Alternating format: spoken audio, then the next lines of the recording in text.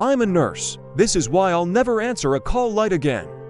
Most people think the scariest thing in a hospital is death. It isn't. Death is quiet. Death is a checkbox. The scariest thing is what refuses to stay dead. I used to be a night shift nurse on for East. We called it the dumping ground. Too sick for the floor, not sick enough for ICU. That's where I met Mr. Garrow, in room 412. He was a retired foreman who treated the staff like lazy factory workers.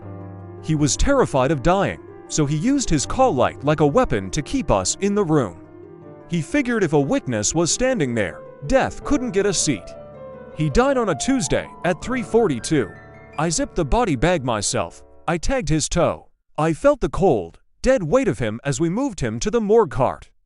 I even whispered, "Goodbye, Mr. Garrow," as the elevator doors closed. It's a superstition older nurses teach you. Always draw the line. I went back to room 412 to finish the post-mortem care. The room was officially empty. I wiped the mattress, wound the call light cord, and clipped it to the headboard. I turned off the lights and left. At 4:42, exactly 1 hour after he died, the console at the nurse's station chimed.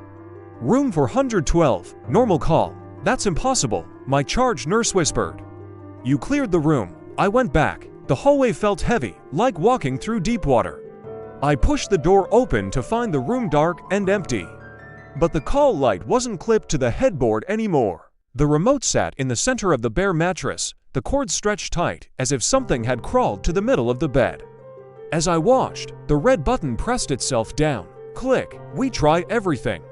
We yanked the cord from the wall. We shoved the remote into a bedside drawer. We even threw the entire unit into the hallway. It didn't matter. 5 minutes later, the console triggered again. "Room 412, staff assist." That's an emergency override. It requires a physical person to be standing in the room, pressing the button on the wall. I walked back down the hall alone. The air in 412 was thick with the smell of old lavender and ozone. I reached for the wall switch, but before my fingers touched the plastic, a voice scraped through the darkness from the empty bathroom. "Nurse," it wheezed, "you tied the tag too tight." That's when I realized the call light wasn't malfunctioning. It was a lure, and I had just walked right into the trap.